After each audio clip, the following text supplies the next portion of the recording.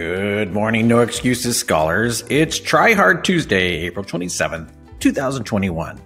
Our college vocabulary word is major.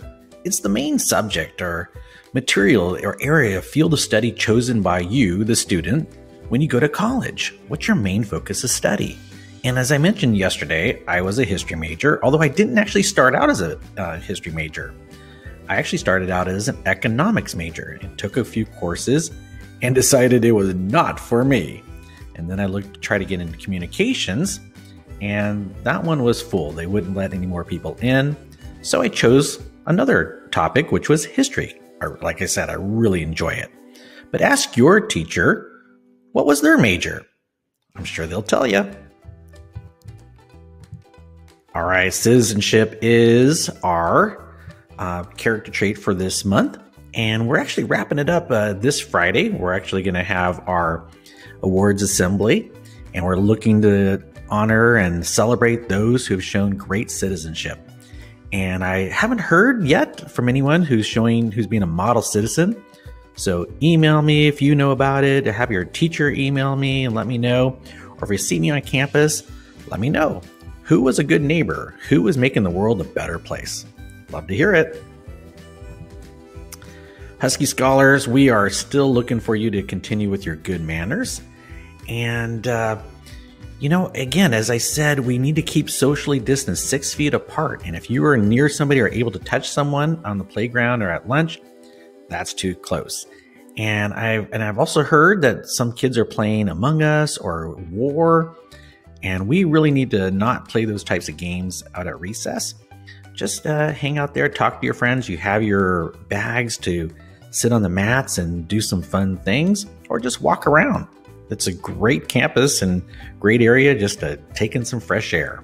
So Husky Scholars, keep working on those good manners and keep your hands to yourself. Say please and thank you, and cover your mouth when you cough or sneeze.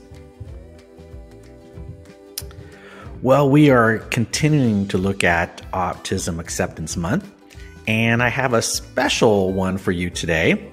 This is Jared Davis. This is my nephew, and he is one cool guy.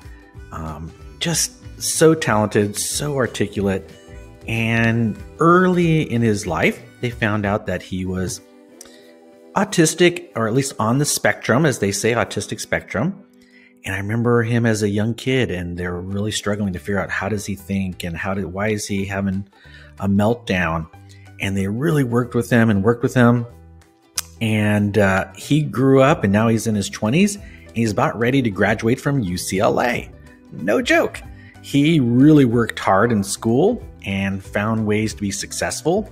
And his mom, my sister, just told me a story that happened this week. Now, this is, again, a young man in his 20s, and he still struggles with trying to understand how his mind works and everything.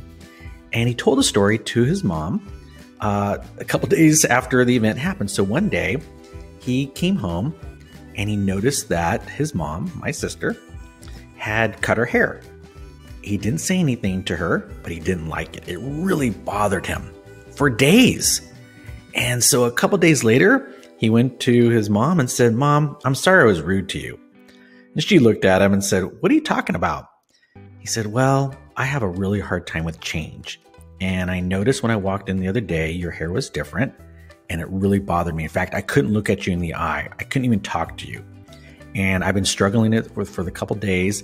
And I know that's just me, but I apologize." So amazing, right? He didn't just let those actions and everything get to him. It took him a couple days, but he processed it and thought about it. And then he went and apologized.